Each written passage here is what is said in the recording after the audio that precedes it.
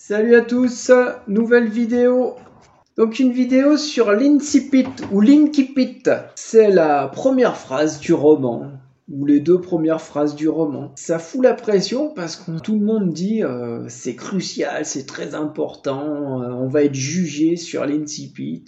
Bon, non, il faut pas juger un roman à sa première phrase, pas plus qu'on juge un livre à sa couverture. C'est le titre d'une chanson. Je vous en reparle à la fin. On finira en chanson.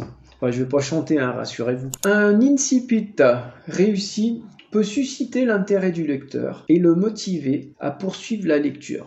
C'est vrai. Personnellement, quand je prends un livre comme ça, dans une librairie, c'est vrai que je regarde les premières phrases, mais après je l'ouvre un peu au hasard, je regarde le style, je juge pas à la première phrase. Alors par contre, l'incipit, j'ai mis une carotte pour dire c'est la carotte un peu. Mais bon, on n'est pas des ânes. Il suffit pas d'une première phrase pour nous attirer. Néanmoins, l'incipit, il peut établir le ton, il peut créer la surprise aussi, il peut choquer, il peut être surprenant, il peut être différent du bouquin, tout est possible. Hein. Il présente l'univers du récit, enfin il peut présenter l'univers du récit. On va voir des exemples. Il introduit les personnages ou il expose les thèmes clés. Il attire l'attention du lecteur, ça c'est vrai. Si on fait un incipit qui attire l'attention du lecteur, c'est bien.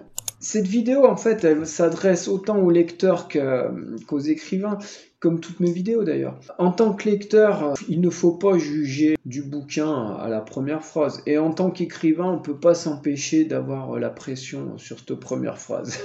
C'est comme ça. Alors, l'incipit, dans mon bouquin, l'incipit, c'est ça. J'aime les puzzles. Une pièce, immense, un entrepôt. L'idée, c'était de jouer sur le mot, là, cette pièce. Parce que comme on dit j'aime les puzzles, une pièce, on pense à la pièce du puzzle. L'idée c'était de montrer que le bouquin, ça serait un puzzle et qu'il fallait pas se fier aux apparences. Et alors ensuite dans mon bouquin, c'est un des rares bouquins où il y a plusieurs incipits. Normalement il y en a qu'un. Et ben moi il y en a plusieurs. Puisqu'en fait je reprends des incipits connus pour les placer dans mon livre. Alors la scène c'est quoi? C'est Louis qui se balade dans une bibliothèque, qui pioche des livres, qui trouve des livres et qui de temps en temps lance un mot, une phrase qui résume le bouquin ou parfois l'incipit. Donc je vous les remets là. Longtemps je me suis couché de bonne heure. Donc ça c'est la première phrase de À la recherche du temps perdu. C'est fou d'avoir marqué ça comme première phrase, sachant que ce bouquin va faire que les gens vont se coucher très tard, parce qu'il est très long. J'avais une ferme en Afrique, c'est la ferme africaine de Karen Blixen, c'est Out of Africa, voilà, je cherchais le nom du film. Out of Africa, avec une actrice, je vais pas retrouver. Je sais plus. Vous regarderez, vous me le mettez en commentaire. Aujourd'hui, maman est morte, L'étranger, d'Albert Camus. C'est un incipit qui est très fort parce que d'emblée, ça nous choque et ça caractérise le personnage central de L'étranger, qui est quelqu'un qui montre pas tellement ses émotions. C'est le moins qu'on puisse dire. Et donc, cette phrase qui claque comme ça, d'entrée de jeu, elle nous plonge là-dedans. Et tout le long, ça sera un petit peu comme ça. Il aura du mal à exprimer ses émotions. Le procès de Kafka. Pareil, ça je l'ai mis dans mon bouquin. Donc ça aussi, ça me plonge dans l'ambiance. Parce que direct, en fait, tout le bouquin, c'est ça en fait. Tout le bouquin, c'est Joseph K. qui est accusé et il ne sait pas de quoi. et donc, on est direct dans l'ambiance. Je puis vous raconter ces choses à vous, ma sœur. Ça, c'est l'incipit de Vandes Van West. J'ai fait une vidéo là-dessus, de Pearl Buck. Un super bouquin. Et il était une fois un homme seul qui pêchait au milieu du Gulf Stream. Alors, je puis vous raconter ces choses à vous, ma sœur. C'est intimiste, en fait. Elle va nous raconter ces choses comme si on était sa sœur, en fait. On sait que ça va être des confidences et qu'on va rentrer, en fait, dans la vie de cette narratrice. Donc, c'est un super incipit.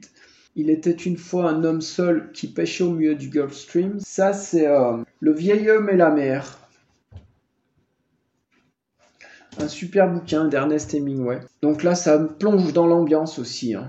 On sait direct où on est. Et celui-là, je l'aime bien. J'aurais dû le mettre dans mon bouquin. J'ai regretté de ne pas l'avoir mis. J'ai rêvé la nuit dernière que je retournais à Manderley. Rebecca, le livre de Daphné du Maurier. Daphné du Maurier qui a également écrit Les Oiseaux.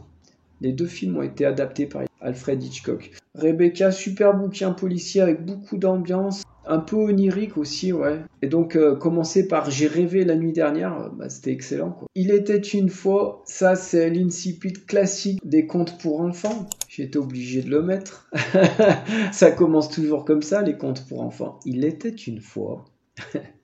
Et c'est vrai que ça les capte, en fait. Donc c'est génial. Allez, je vous ai dit qu'on terminait en musique. Ah oui, Bo Diddley. Bo Diddley, donc c'est le black qui est tout beau, Bo Diddley, avec ses lunettes et son chapeau, qui a écrit donc You Can Judge a Book by its Cover.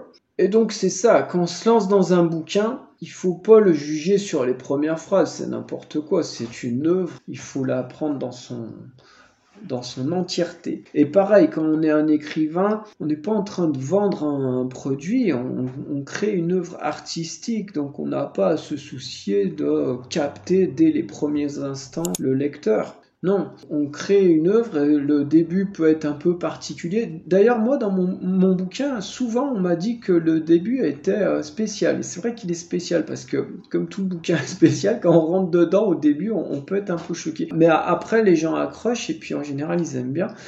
Mais on fait pas du commerce, on fait pas du marketing, c'est pas ça. Hein. Faut pas avoir la pression de faire une première phrase choc. C'est pas de la pub, non.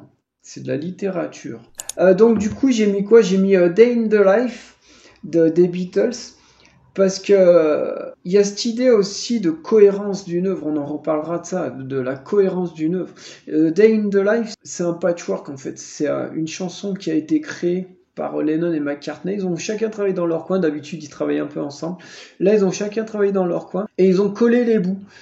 Et ça a fait un truc psychédélique un peu fou, enfin vraiment barré, avec même un moment une cacophonie d'orchestre. Mais ça match super bien et c'est un chef-d'œuvre de la musique, ce morceau.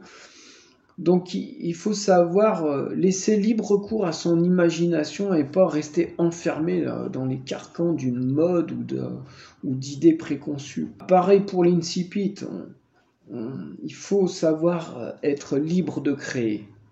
Pas se dire j'ai la pression, il faut être vendeur. Non. Si le bouquin est bien écrit, il se vendra, il marchera, les gens en parleront, ils prendront plaisir à le lire. Mais je vois trop souvent des gens qui parlent de l'incipit comme si c'était un slogan, comme s'il fallait vendre le bouquin. Non, moi ça me plaît pas cette façon de voir les choses. Et je vous ai mis Bohemian Rhapsody parce que c'est pareil. C'est un morceau de rock, de pop rock, mais qui démarre un peu bizarrement. Et puis après, il y a des morceaux d'opéra, il y a un solo de hard rock. Enfin, c'est un ensemble, mais qui est cohérent quand même. Très varié, mais finalement cohérent. Bon, on a fait un petit peu le tour. Si je devais résumer ce qu'on a vu, l'incipit, on le travaille, on essaye de faire un truc sympa, mais c'est pas non plus un slogan publicitaire, c'est pas « venez lire mon livre », c'est pas ça. La première phrase, on l'écrit pas en premier non plus. On y revient. Bon, c'est tout.